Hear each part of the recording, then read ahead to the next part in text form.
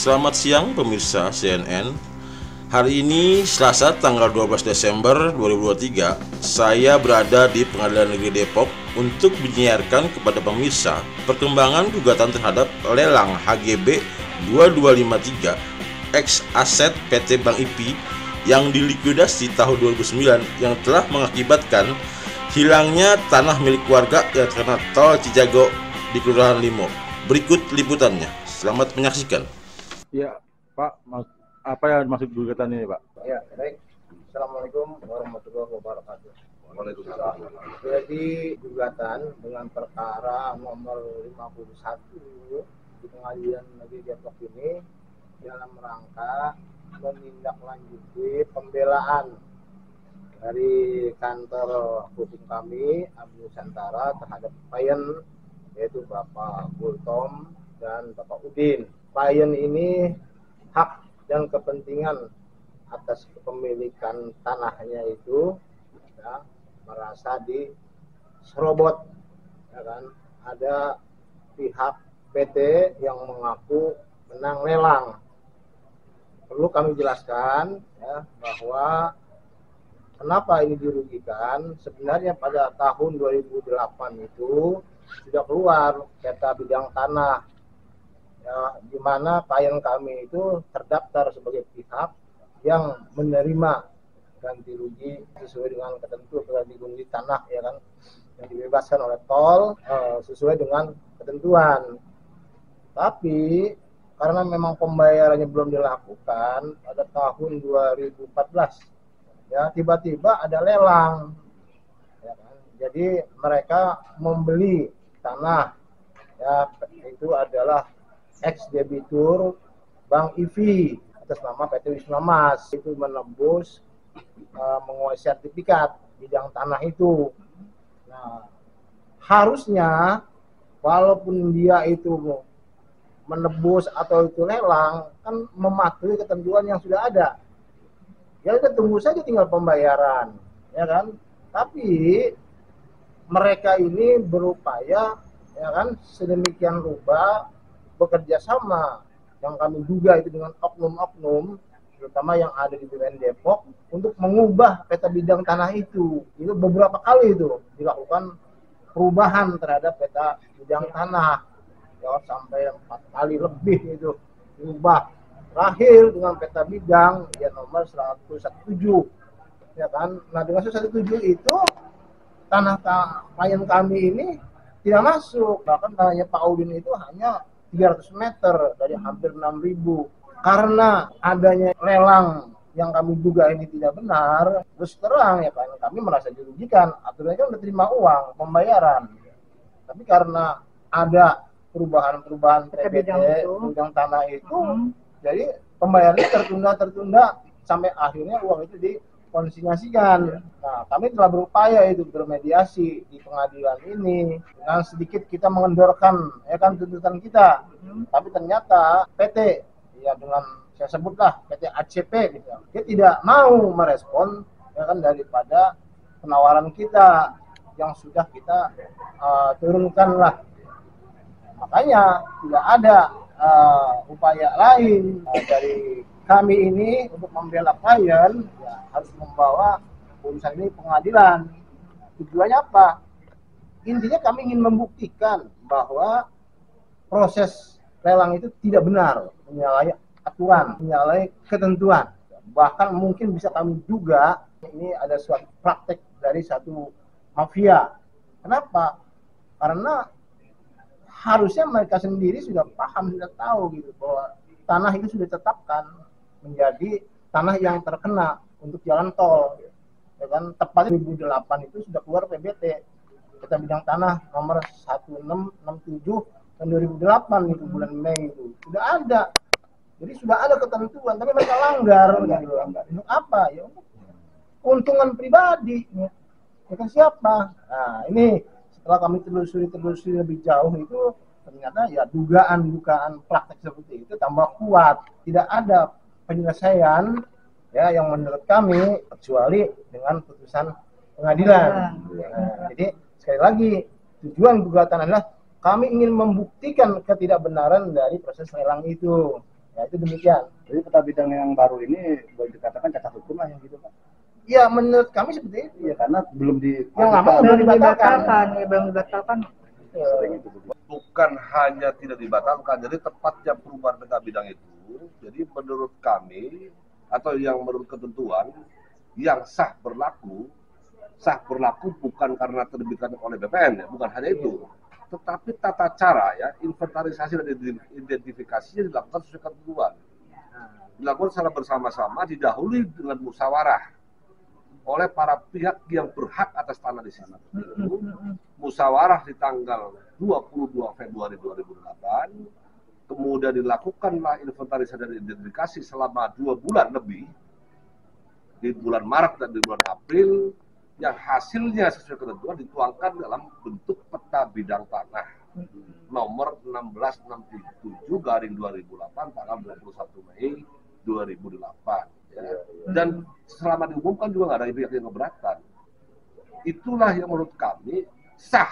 Dasar hukum melakukan musyawarah tanggal 22 Februari 2008 adalah Pasal 23 ayat 5 Peraturan Kepala BPN nomor 3 2007. Jadi kalau ada permasalahan di atas tanah yang telah ditetapkan sebagai objek pembangunan tol, maka P2T diberikan kewenangan dan disarankan untuk menyelesaikan sedemikian rupa melalui musyawarah. Jadi peta bidang yang sudah disah itu, menurut pasal 19 Peraturan Kepala BPN nomor 5 2012, turunan dari Undang-Undang nomor 12 adalah merupakan yang untuk menentukan pihak yang berhak menerima ganti kerugian. Nah, karena itu untuk mengubahnya haruslah kesepakatan dari semua pihak yang ada di situ. Tadi disebutkan oleh rekan saya, perubahan-perubahan itu dilakukan tanpa melakukan pengukuran, tanpa sepengetahuan para pemilik tanah lainnya, dan tanpa seizin juga. Berarti salahnya sepihak. Ya, bikin di atas meja lah kan begitu. Ya. Saya sebutkan, perubahan pertama adalah 3 bulan setelah lelang. Ya. Lelang kan tanggal 12 Maret 2014. Artinya Undang-Undang 2 2012 sudah diundangkan 2 tahun sebelumnya kan. 14 Januari 2012 itu. Dalam pasal 27 ayat 3 dinyatakan secara tegas bahwa tanah yang sudah ditetapkan sebagai lokasi pembangunan untuk kepentingan umum tidak boleh lagi dialihkan hak kepemilikannya kepada pihak lain, kecuali kepada instansi yang telah ditunjuk untuk sebagai pengguna, gitu. Jelas, itu kan begitu. Nah, akibat dari lelang ini, kemudian itulah mulai tanggal 16 Juli 2014, 4 bulan setelah lelang, dirubah ini peta bidangnya. Ya. Yang HGB 2253 dengan peta bidang nomor 1252, yang HGB 2245 dengan peta bidang 1253. Luas bidang tanah HGB 2253 yang semula terkena tol hanya 12.840 berubah menjadi 28.864 meter persegi. Lebih banyak. Lebih Ya luas. kan? HGB 245 yang semula terkena tol hanya 11.112 berubah menjadi 15.299 meter persegi. Luar biasa. Nah, luar biasa. Wah. Berubah lagi ke peta bidang nomor 355 2019. Berubah lagi ke peta bidang nomor 104 2021. Di mana pada saat itu tanggal saya masih ingat tanggal 7 April 2022 para pemilik tanah diundang oleh BPN Depok. Judulnya adalah klarifikasi data pengadaan tanah. Klarifikasi. Tetapi yang terjadi di situ, warga dipaksa atau dimanipulasi untuk menandatangani surat pernyataan yang sudah disiapkan oleh BPN Depok bahwa warga ini semua sepakat dengan peta bidang 104 yang dibuat, kita juga nggak pernah tahu. Warga menolak. Kemudian peta bidang 104 2001 itu diubah lagi dengan peta bidang 117. Terakhir, garis miring 2022 tanggal 24 Mei 2022, itulah yang kemudian dijadikan dasar untuk penilaian ya ganti kerugian dan kemudian dititipkan di PN Depok ini. Jadi seperti rekan sampaikan tadi itu jelas sekali itu apa namanya metamorfosa ataupun evolusi lah perubahan-perubahan dalam bidang itu yang semuanya tanpa pernah dilakukan inventarisasi di dinas fisiknya. 2018 dengan istilah pemutahiran tadi datang ke lokasi nggak mengukur rame-rame bawa tentara bawa polisi ke situ ya kan, tapi nggak ukur. Ada berita acara lapangan karena apa pihak PT ACP keberatan melakukan pengukuran. Dan secara teknis memang tidak mungkin lagi diukur karena batas-batasnya semua sudah hilang. Ya. Jadi kondisinya begitu. Jadi kalau kerugian tadi disebutkan kerugian untuk klien kita ya, artinya 3 orang ini, Pak Gultom, Pak Ibu Jadi Rotwal Siregar, almarhum, dan Pak Udin itu ya kurang lebih 29 miliar sekian lah. Nah kalau total kerugian semuanya, warga dan negara, saya duga dia ada kerugian negara di sini ya, sekitar 176 miliar. Ya nanti bisa saya kasihkan datanya, ya itu kurang lebih mungkin, tapi kalau kurang sepertinya tidak.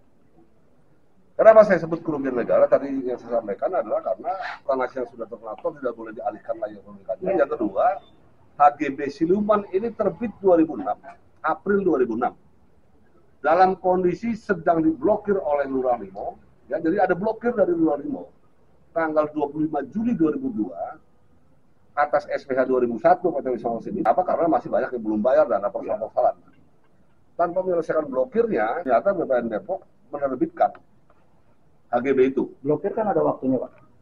Ya artinya selain ada waktunya juga, ini kan blokir permohonan, Bang, bukan blokir sudah diselesaikan, blokir bukan. Iya, blokir permohonan. Jadi pada saat Wisma mengajukan permohonan HGB, Lurah Limo menyampaikan ya keberatan.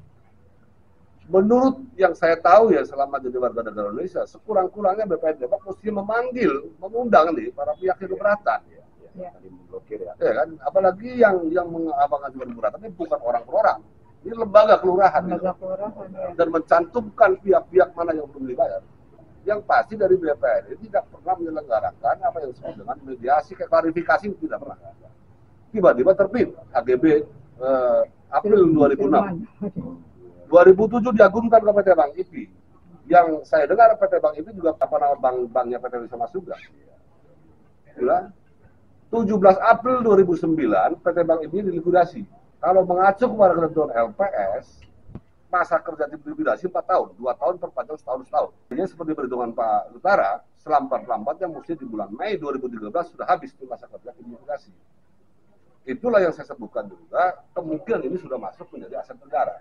Kalau tanah negara yang terkena pembangunan tol, Ketentuan pasal 46 Undang-Undang 212 atau pasal 82 Perpres 1 2012 tidak ada ganti rugi bentuk uang. Andai kata pun di atas tanah itu sudah berdiri bangunan yang dipergunakan secara aktif untuk menjalankan tugas-tugas pemerintahan, baru akan diganti kerugian dalam bentuk bangunan gitu loh.